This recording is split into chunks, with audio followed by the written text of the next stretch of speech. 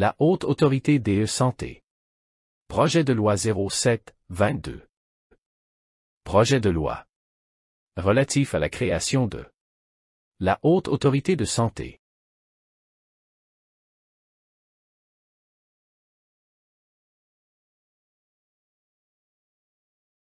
La Haute Autorité de Santé est une personne morale de droit public dotée d'une indépendance financière.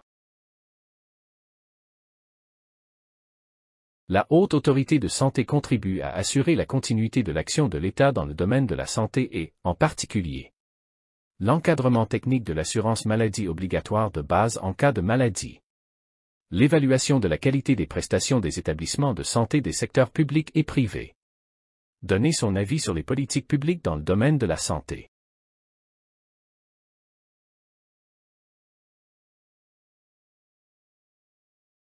Compte tenu des compétences attribuées au secteur ministériel et aux organes concernés, la Haute Autorité de Santé exerce les compétences suivantes. 1. L'encadrement technique de l'assurance obligatoire de base en cas de maladie, et d'assurer la préparation des moyens de contrôle de son système dans le cadre du respect des dispositions législatives et réglementaires qui lui sont liées. À cette fin, la Haute Autorité de Santé est chargée des tâches suivantes. S'assurer, en concertation avec l'administration, de l'adéquation de l'offre de système d'assurance maladie obligatoire de base avec les objectifs fixés par l'État en domaine de la santé.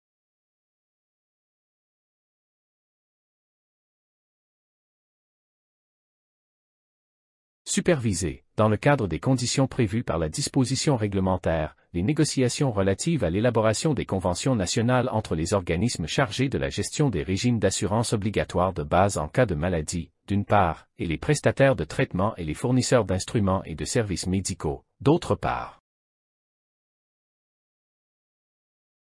Proposer à l'administration les mesures nécessaires pour contrôler le système d'assurance maladie obligatoire de base, en particulier les mécanismes appropriés pour contrôler les coûts de l'assurance maladie obligatoire de base et veiller à leur respect.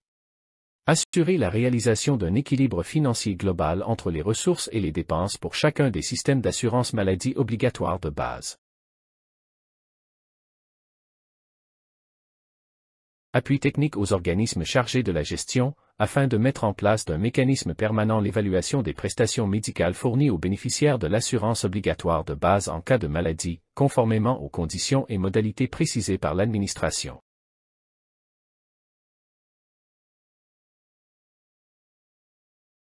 Arbitrage des litiges entre différents intervenants dans le domaine de l'assurance maladie. Tenu à jour les informations statistiques sur l'assurance maladie obligatoire de base, qui sont compilées sur la base des rapports annuels envoyés par chacun des organismes en charge de la gestion. Normalisation des moyens d'assurance obligatoire de base en cas de maladie. Élaborer un rapport annuel complet sur les ressources, les dépenses et les données relatives à la consommation médicale des différents systèmes d'assurance obligatoire de base pour la maladie, et travailler à sa publication.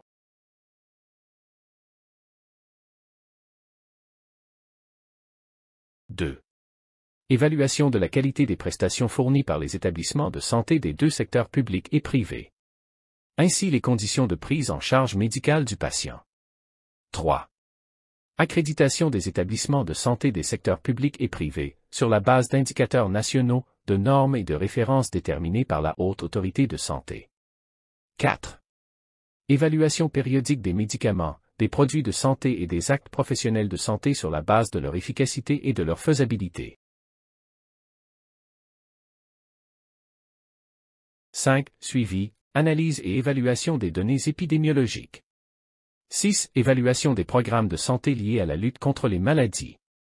7. Réalisation d'études et de recherches dans le domaine de sa compétence, de sa propre initiative ou à la demande du gouvernement ou du Parlement. 8. Élaboration de manuels et de références liés à la formation continue de cadres de santé.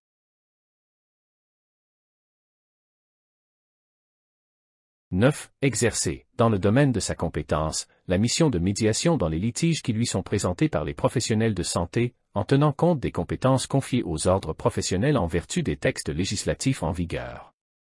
Conformément à la législation en vigueur, l'autorité statue sur les demandes de médiation dans un délai maximum de 60 jours à compter de la date de constitution du dossier de demande. Ce délai est ramené à 20 20 jours, si l'urgence et les raisons de celle-ci sont soulevées par l'édit demandeur.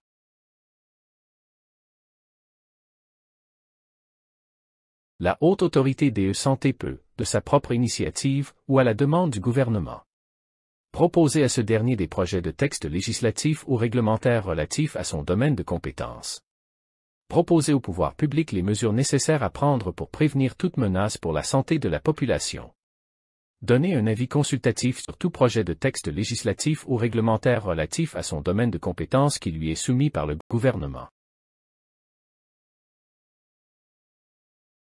Toutes les administrations publiques, collectivités territoriales et organismes publics et privés fournissent à la Haute Autorité des Santé, sur demande, des données et informations de nature à faciliter l'accomplissement de ses missions, conformément aux conventions conclues par l'autorité avec les autorités concernées.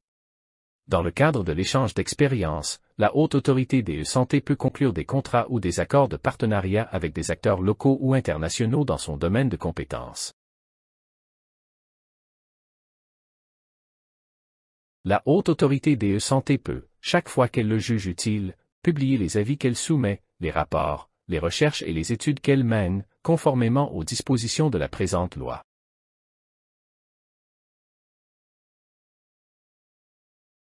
La Haute Autorité de Santé élabore un rapport avant la fin du mois de mars de chaque année, y compris les résultats de ses activités au cours de l'année écoulée, ainsi que des propositions visant à améliorer la qualité des prestations des établissements de santé. Le président de la commission soumet à Sa Majesté le Roi ledit rapport, et l'adresse au président de gouvernement, président de la Chambre des représentants et président de la Chambre des conseillers. Les organes de la Haute Autorité de Santé se composent d'un conseil et d'un président. Le conseil d'administration, en plus du président, est composé de 5 membres permanents qui sont des vice-présidents et 10 membres consultatifs, pour une période de 5 ans renouvelable une seule fois. Ces membres sont nommés parmi les personnalités reconnues pour leurs compétences et leur expérience scientifique, technique, juridique ou économique dans le domaine de la santé.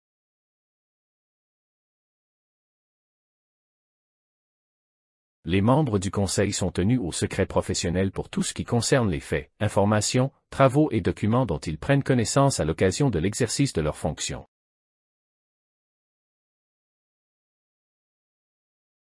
Les mandats des membres du Conseil expirent dans les cas suivants.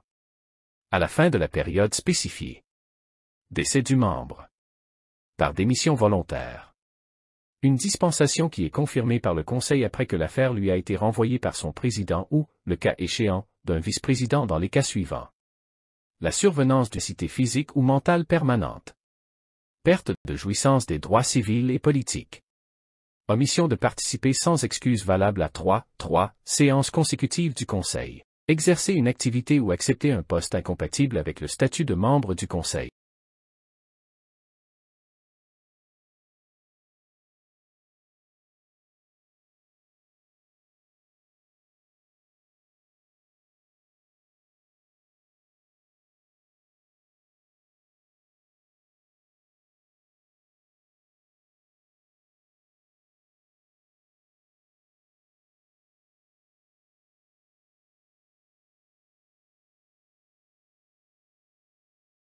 Approbation du règlement intérieur de l'autorité. Approbation de la structure organisationnelle de l'autorité. Approbation de statut des professionnels de l'autorité. Décider des projets de partenariat international qui relèvent des missions de l'autorité. Déterminer le budget annuel de l'autorité.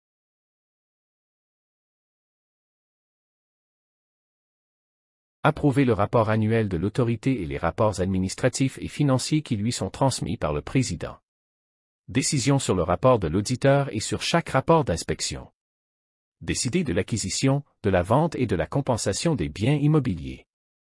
La mise en place du système désigne les règles et modalités de traité marche publique. Prendre des décisions sur l'accréditation des établissements de santé. Nomination des membres du comité scientifique.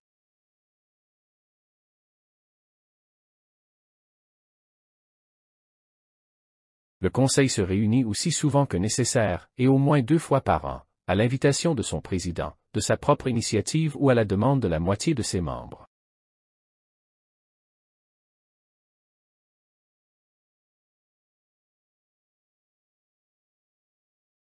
pour la validité des délibérations du Conseil, au moins la moitié de ses organes.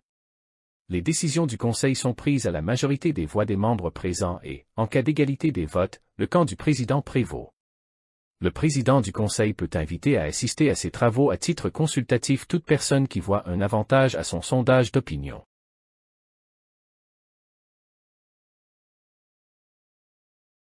Le président dirige et gère les affaires, en tenant compte des pouvoirs conférés au Conseil par la présente loi. À cette fin, préside le Conseil et détermine l'ordre du jour de ses sessions. La mise en œuvre des résolutions du Conseil. Gère les intérêts de l'autorité et gère ses ressources humaines et financières.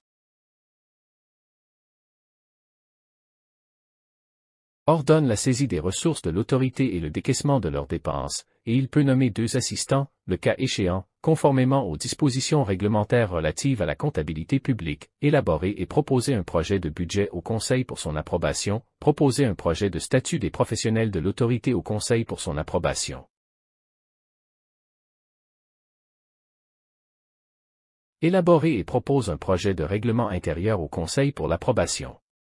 Représenter l'autorité devant l'État et toutes les administrations publiques ou privées. Représenter l'autorité devant la justice, et peut intenter toute action en justice pour défendre les intérêts de l'autorité.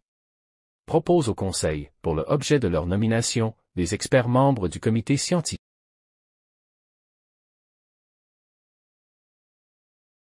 Le président est assisté par secrétaire général. Le secrétaire général, sous l'autorité du président, coordonne les travaux des divers intérêts de la haute autorité de la santé et exerce tous les pouvoirs et tâches qui lui sont délégués par le président. Le secrétaire général est nommé par décret sur proposition du président.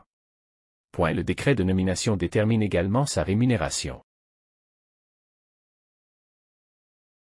Un comité scientifique présidé par le président de la Haute Autorité de la Santé est composé de membres choisis par le Conseil parmi ses membres et d'experts désignés par ce dernier et sur proposition du président, pour leurs compétences scientifiques dans le domaine des sciences de santé. Le comité scientifique est compétent pour toutes les questions qui lui sont soumises par le Conseil, notamment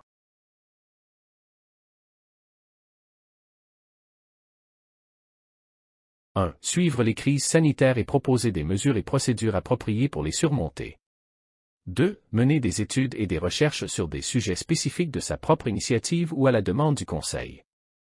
3. Étudier les développements scientifiques dans le domaine de la santé et en informer le Conseil.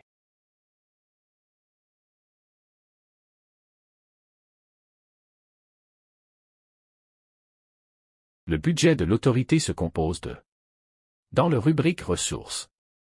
Subventions financières accordées par l'État, le cas échéant.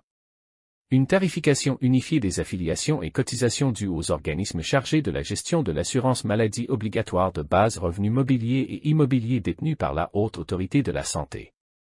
Revenus liés à ces activités.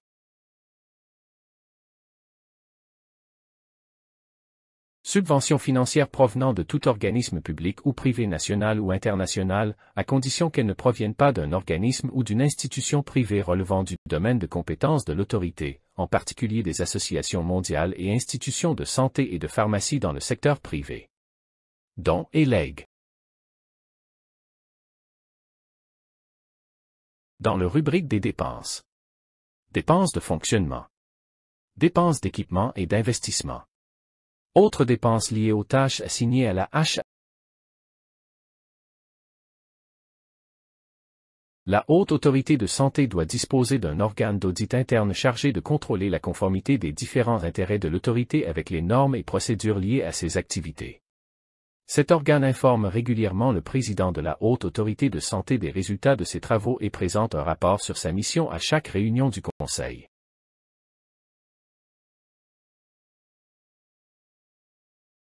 Afin de mener à bien les tâches qui lui sont assignées par cette loi, les ressources humaines de la Haute Autorité de Santé se composent de 1. Les employés qui sont embauchés selon le statut de la Haute Autorité de Santé. 2. Fonctionnaires rattachés conformément aux textes législatifs et réglementaires.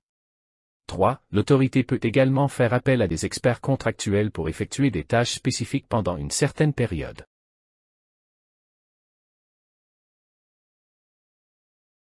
Les fonctionnaires, stagiaires et contractuels travaillant à l'Agence nationale d'assurance maladie sont automatiquement transférés à la Haute Autorité de santé à la date d'entrée en vigueur de la présente loi. Les personnes concernées resteront soumises aux exigences du statut du personnel de l'Agence nationale d'assurance maladie jusqu'à l'approbation du statut des usagers de l'autorité.